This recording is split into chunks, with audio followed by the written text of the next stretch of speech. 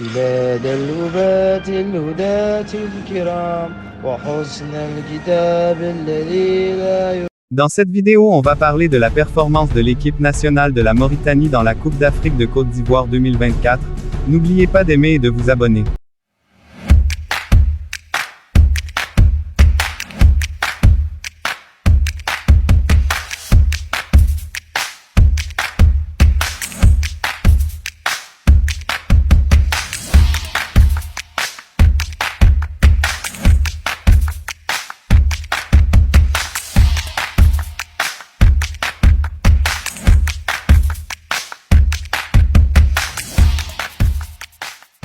L'un des plus grands surprises de cette CAN, c'était la Mauritanie.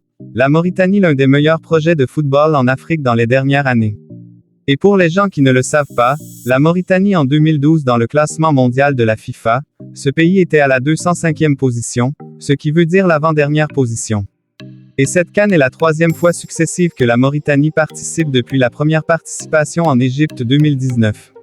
La Mauritanie était dans le groupe de mort dans cette CAN, un pool avec les Fennecs d'Algérie, le Burkina Faso et l'Angola. Le premier match était une surprise de fou.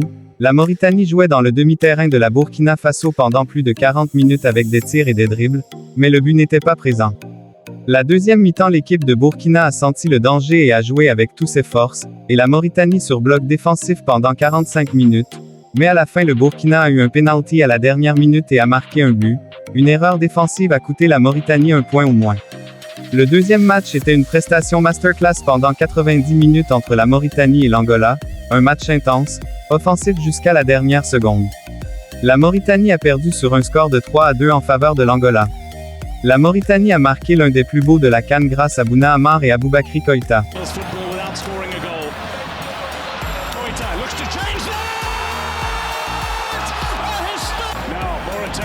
Searching from rage, an opportunity, and it's blistering! It is absolutely venomous! Et le dernier était le plus décisif. Les pronostics n'étaient pas en faveur de la Mauritanie car l'adversaire était l'Algérie, le champion d'Afrique en 2019. L'Algérie avec une équipe destructive sur le papier, avec des joueurs de classe mondiale comme Mahrez, Amoura, Slimani et d'autres noms. C'était un match où il n'y a qu'un seul gagnant. La Mauritanie était une équipe déterminée, motivée, et prête à faire tout pour gagner et rien que des gagner. Des tirs algériens par ici et par là ont trouvé Babacar Niasse en pleine forme, qui fait la plus grande prestation de l'histoire. Des arrêts de fou. Le mur de Nouakchott a occupé le côté défensif.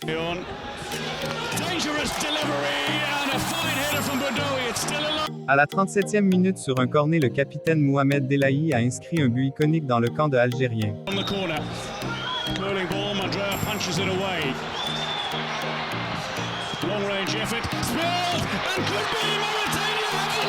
Après la 10e mi-temps, le spectacle continue mais la Mauritanie reste solide et à la fin du temps réglementaire, l'arbitre a ajouté 11 minutes de temps additionnel.